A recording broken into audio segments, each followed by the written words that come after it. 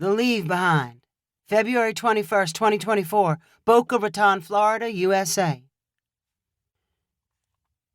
Hayden strolled up to the admission desk at Total Fitness Gym. He had barely finished cleaning the pool and had a towel draped around his neck.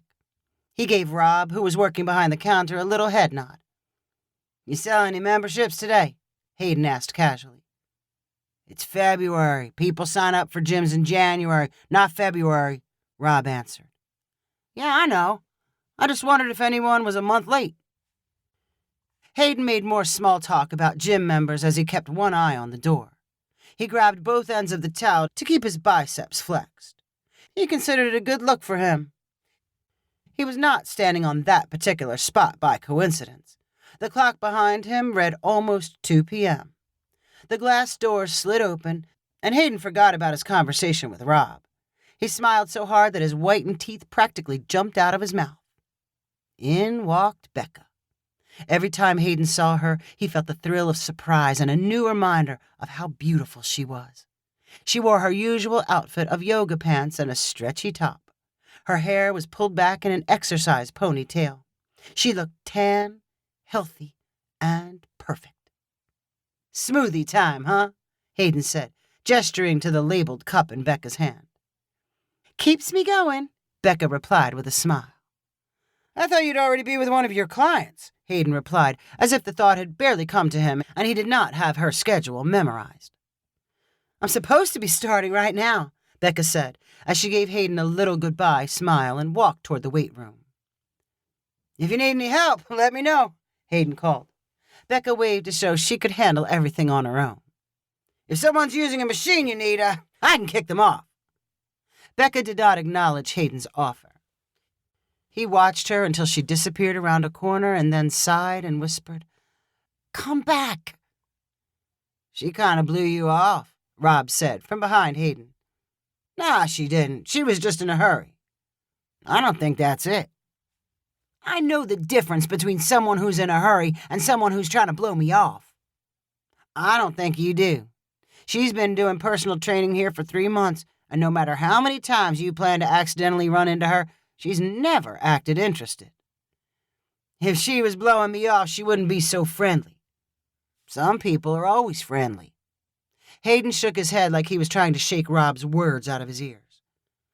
"I just need to catch her when she has more time to talk. Then we can say more than hello."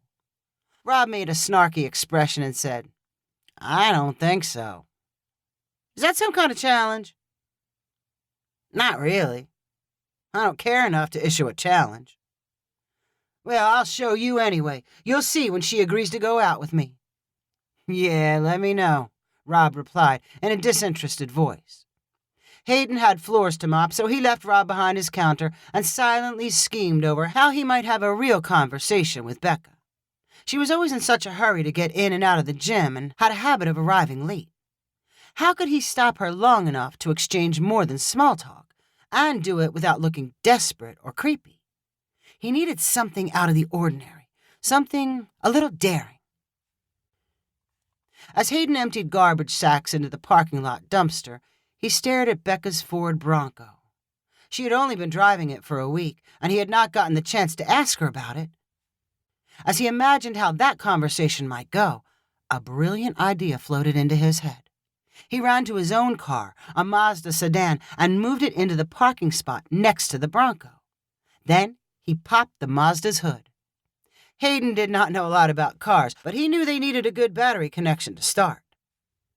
He ran to the gym's maintenance room and found a wrench, and then returned and loosened up the clamp connecting his battery to the power cable. When he tried starting the car, it whined and sputtered. Hayden smiled deviously. After Becca finished training her clients, she walked quickly to the parking lot. Next to the Bronco, she found Hayden leaning over a Mazda with its hood up. "Having car trouble?" Becca asked in a friendly voice. "Yeah, it won't start. Here, listen." Hayden slid into the driver's seat and turned his key in the ignition. The engine made a weak grinding noise. "Sounds like you need a new battery or maybe a jump start," Becca said. Hayden was not a natural actor, but the distress on his face was convincing. "I'm afraid it's something more serious." Car problems are the worst. I'm sorry, Becca replied sympathetically. I hate to ask, but if you're leaving, could you give me a ride to my place? It's not very far, and my dog's waiting for me. Becca hesitated before smiling good-naturedly and said, Yeah, okay, I'm happy to help, if it's not too far. Thank you so much. You're saving me and my dog. I'll come back and deal with my car later. Hayden lowered the hood on the Mazda and climbed into the Bronco's passenger seat. His heart rate doubled as he realized he was sitting next to Becca in an enclosed space. He struggled to think of something funny to say, but his mind was too distracted. Yeah, I live close. That's one reason I like the job. Plus, the people are nice, Hayden said, wearing a deer-in-the-headlights look. He pointed in the direction of his apartment. I like this gym, too, Becca replied. You probably worked at a lot of them. Becca began a long explanation about other places where she had worked and gym managers she liked and disliked. Hayden was too nervous to interrupt and simply pointed out directions she should turn to reach his house. The ride was over before he knew it. Hayden did not want to get out of the Bronco. The perfect opportunity felt wasted. He had not gotten to compliment Becca on the way she looked or gotten anywhere close to asking her out. But he could not keep sitting there. He grabbed the handle to his door and then had another extraordinary idea. Thank you, Hayden repeated. You're pretty much the greatest person I know at the gym. As he spoke the words, he eased his phone out of his pocket and slipped it in between his seat and the door. Then he got out and called, See you soon. As Becca drove away, Hayden anxiously thought about his next move. He wanted to immediately lurch into action, but he knew he should wait. 2 hours later, he borrowed a friend's phone and sent Becca the following text. This is Hayden from the gym. I got your number from the directory. I'm using my friend's phone because I think I dropped mine in your car. Can I come get it? Hayden's palms sweat as he waited for a reply. Becca's text finally came. I thought your car was broken. How would you get anywhere? Hayden was ready with an explanation. I fixed it. You were right. It was a bad battery. Becca replied with an address, and Hayden pumped his fist with excitement. This was going to work. He and Becca would look for his phone and have plenty of time to talk. He had already showered and changed clothes. He hurried out to his Mazda, but instead of driving straight to Becca's address, he made a detour to her favorite smoothie shop and bought 2 of her favorite drinks. They would be a nice thank you gesture.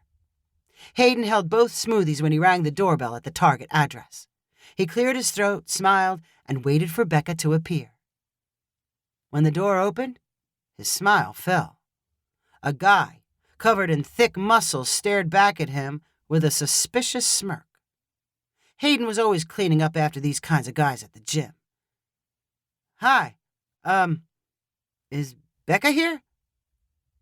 No, she's my girlfriend, but she doesn't live here.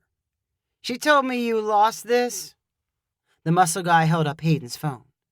Hayden's mouth drooped open. She's been driving my car this week. I'm sure you were trying to get some alone time with her. Leaving your phone behind is the oldest trick in the book. I've used it myself. Hayden did his best to look and sound innocent. No, I didn't. Sure you didn't. I don't blame you for trying, but don't get any ideas. She's spoken for. Hayden gave up defending himself and instead slumped his shoulders, looking humiliated and defeated. He was so pitiful, the muscle guy unexpectedly felt some compassion. He held out Hayden's phone and said, You seem like a decent guy.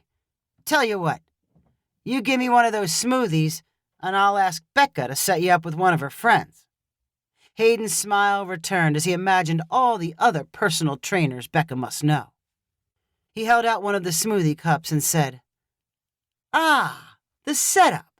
The second oldest trick in the book. It's a deal. If you enjoyed this story, please rank it on the website 500ironicstories.com. Please subscribe on the website to get weekly updates as new stories are posted. And please share with friends using the convenient links available.